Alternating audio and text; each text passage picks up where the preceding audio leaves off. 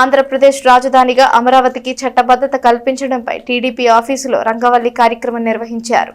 పార్లమెంట్లో ఆంధ్రప్రదేశ్ రాజధాని అమరావతికి చట్టబద్ధత కల్పించడంపై సోమవారం సాయంత్రం తెనాలిలోని నియోజకవర్గం టీడీపీ కార్యాలయంలో రంగవల్లి కార్యక్రమం జరిపారు. జై అమరావతి అక్షరాలను పువ్వులతో సుందరంగా తీర్చిదిద్దారు. అమరావతికి చట్టపరమైన భరోసా కల్పిస్తూ ఆంధ్రప్రదేశ్ పునర్విభజన చట్ట సవరణ బిల్లును ఉభయ సభల్లో ఆమోదం పొందిన సందర్భంగా చేపట్టిన ఈ కార్యక్రమంలో రమ్య పరుచూరి, అనిత యనమల, అన్నం మల్లేశ్వరి, అనురాధ సోరపనేని, కామేశ్వరి, కోటేశ్వరి, జరీనా, దివి అనిత తదితరులు పాల్గొన్నారు.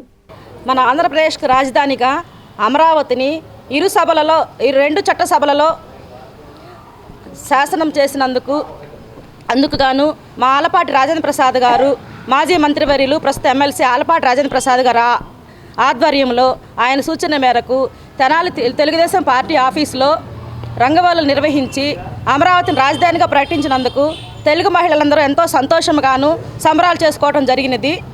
ఈ రాజధాని అమరావతి మన బిడ్డల భవిష్యత్తుకి, మన ఉనికిని కాపాడటానికి మరొక అవకాశంగా రాబోయే కాలంలో మన పిల్లల భవిష్యత్తుగా అమరావతిని తీర్చిదిద్దవలసినదిగా అమరావతి ఇచ్చిన కూటమి నాయకులు శ్రీ నరేంద్ర మోడీ గారికి, శ్రీ నారా చంద్రబాబు నాయుడు గారికి, లోకేష్ గారికి, వీరందరికీ డిప్యూటీ సీఎం పవన్ కళ్యాణ్ గారికి, వీరందరికీ మా ధన్యవాదాలు తెలుపుతూ మరొక్కసారి ఆలపాటి రాజేంద్ర ప్రసాద్ గారి ఆశీస్సులతో ఈ తెనాలి తెలుగుదేశం పార్టీ ఆఫీసులో మేము నిర్వహించిన ఈ రంగోలీ ప్రోగ్రామ్ని వచ్చి మహిళలందరూ ఎంతో ఉత్సాహంగా జరుపుకున్నందుకు ఈ కూటమి ప్రభుత్వం వచ్చినాక వాళ్ళ కలలు, ఆశలు అన్నీ నెరవేర్చడానికి దిశా నిర్దేశం చేసిన నారా చంద్రబాబు నాయుడు గారికి, సహకరించిన ప్రధానమంత్రి మోడీ గారికి, ముఖ్యమంత్రి పవన్ కళ్యాణ్ గారికి, ముఖ్యంగా మమ్మల్ని 5 సంవత్సరాలు ప్రతిపక్ష పోరాటం చేయించిన మా నాయకుడు ఆలపాటి రాజేంద్ర ప్రసాద్ గారికి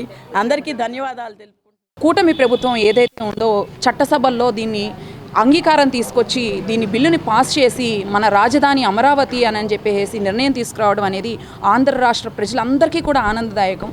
దాన్ని ఉద్దేశించుకుంటూ ఈ రంగులు, పూలతో అమరావతిని ఇచ్చేసుకుంటూ మేమందరం ప్రమోట్ చేసుకుంటున్నాము. ఇది మా ఒక్కళ్ళకే కాదు, యువతకి కానీ, పిల్లలకు కానీ, మన రాష్ట్రానికి కానీ ఈ బిల్ పాస్ చేయడం అనేది ఎంతో ఆనందదాయకం అని చెప్పేసి తెలియజేస్తూ ఉన్నాము. ప్రతి ఒక్కళ్ళకి ఈ బిల్ పాస్ చేయడానికి ఎవరైతే కృషి చేశారో ప్రతి ఒక్కళ్ళకి కూడా మా ధన్యవాదాలు తెలియజేసుకుంటా ఉన్నాము తెలుగుదేశం పార్టీ మహిళల